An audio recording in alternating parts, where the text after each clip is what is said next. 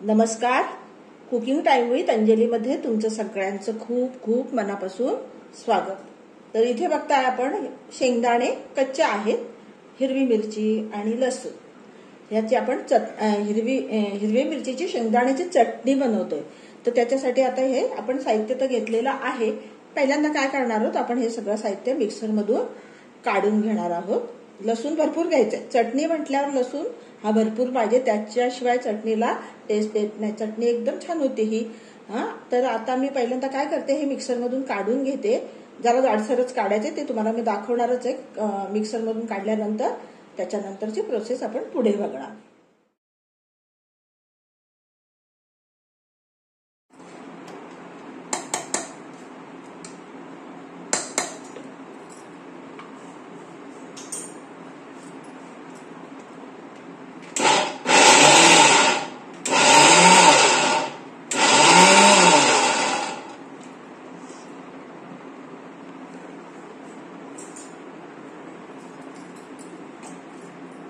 इथे बघा, हे अशी छान असंच दळायचं, हे करायचं म्हणजे जरा जाडच असावं.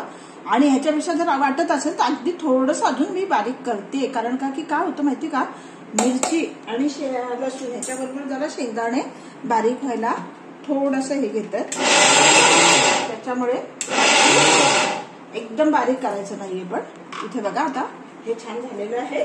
हे काढून घ्यायचं. अजून दुसरं पण मला हे अर्धे शेंगदाणे घेतले होते आणि अर्धे मिरच्या लसूण घेतलं होतं. आता परत दुसरं घेऊन आपण मिक्सर मधून काढून. ते बघा, आता आपण मिक्सर मधून हे शेंगदाणे, मिरची आणि लसूण काढून घेतलेलं आहे. मस्तपैकी ही चटणी आहे ना, झणझणीतच बनवायची म्हणजे छान लागते. आणि दुसरी गोष्ट म्हणजे पुरवठ्याची पण होते. खूप अगदी कमी मिरच्या घालून जर केली तर नाही का, ती पटकन संपली जाते. तर झणझणीत चटणी असली का छान तोंडाला पण आपल्या टेस्ट येते आणि चटणी पुरवठ्याची पण होते.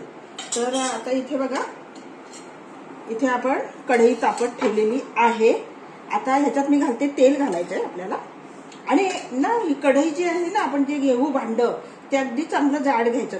लोखंडाची कढई वगैरे शक्यतो घेऊ नका, कारण लोखंडाचं भांड काय होतं, पटकन तापतं आणि हे ना जरा जळल्यासारखं होतं. त्याच्यामुळे घेताना कढई ही चांगली जाडबुडाचीच घ्यायची आणि तेल घालायचं. आता आपल्याला त्याला इथे बघा, मी 1.5 पळी तेल घातलेलं आहे. तेल कमी घातलं तरी चालेल आणि थोडंसं जास्त पडलं तरी काही फरक पडत नाही, चटणी छानच लागणार आहे. आता आपल्याला तेल चांगलं गरम करून घ्यायचं. ह्याच्यात आपल्याला जिरं वगैरे काही घालायचं नाही. हे आपल्याला डायरेक्ट त्याच्यात शेंगदाणे आणि ते जे बारीक करून घेतलंय ना, ते डायरेक्ट तेलात घालायचं. त्याला तेल चांगलं कडकडीत गरम होतं. आता इथे आपलं तेल चांगलं तापलेलं आहे. आता हे सगळं आपल्याला ह्याच्यात घालून घ्यायचं. बघा, तेलात मीठ घातलेलं नाही, मीठ घालणार आहे मी. जरासं आधी परतून घेऊ, याला मोकळं करू आणि मग आपण त्याच्यात मीठ घालणार आहोत. आता गॅस तर आता मोठा होता कढई गरम होण्यासाठी. आता मात्र गॅस आपल्याला पूर्ण बारीक करायचा आणि पूर्ण बारीक गॅसवरच ही चांगली खमंग अशी खरपूस अशी चटणी आपल्याला भाजून घ्यायची. तर इथे बघा, आता मी गॅस बारीक करते आणि छानपैकी आता इथे बघा, चटणी जरा आपली परतून झालेली आहे. आता आपल्याला ह्याच्यात मीठ घालायचंय, कारण जरा मोकळी झाली ती. इथे बघा, आणि चटणीचं कसं आहे सांगू का तुम्हाला, मीठ चटणीत कमी होता कामा नये. जास्त तर नाहीच झालं पाहिजे, पण कमी पण होता कामा नये, अळणी होता कामा नये. चटणी जर आपल्याला अळणी वाटत असेल तर चाखून बघायचं आणि परत थोडंसं मीठ घालायचं. पण मीठ अगदी परफेक्ट पडलं पाहिजे चटणीत, म्हणजे चटणीची टेस्ट अजून वाढते.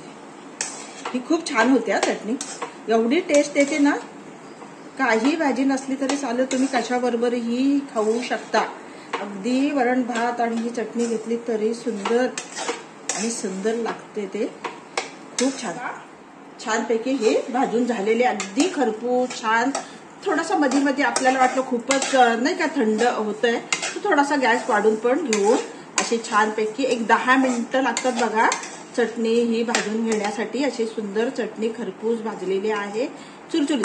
आता ही जेव्हा थंड होईल ना, अगदी छान कुरकुरीत अशी चटणी ही तयार होणार आहे. खूप सुंदर अशी चटणी झालेली आहे. तर इथे बघता, आपली चटणी हिरव्या मिरचीची शेंगदाण्याची चटणी तयार झालेली आहे. खूप सुंदर होते, नक्की करून बघा. ज्याला माहिती नसेल ना त्यांनी नक्की करून बघा आणि खा. आणि कमेंट्स करून सांगायचंच आहे की कशी झाली म्हणून. जर तुम्हाला आपले व्हिडिओ आवडत असतील तर नक्कीच आपल्या चॅनलला सबस्क्राईब करायचं आहे आणि व्हिडिओला लाईक शेअर तर करायचं आहे. नक्की करत जावा न विसरता. सांगा, समजेल मला की खरंच तुम्ही हे करून बघितल्यानंतर तुम्हाला आवडलं का. आवडेलच नक्की. आणि करून बघत जा. जे मी रेसिपी टाकेन ती नक्की तुम्ही करून बघा. तुम्हाला समजेल की खरंच त्या ह्याच्या मागे काय रहस्य आहे. म्हणजे जरी आपण साधे पदार्थ बनवतो तर खरंच काही एवढे सगळे मसाले आपण त्याच्यात घालण्याची गरज असते का, तर नाही. केल्यानंतर कळतं. खूप छान होतं. सगळ्यांनी करा आणि कमेंट्स करून सांगा. धन्यवाद.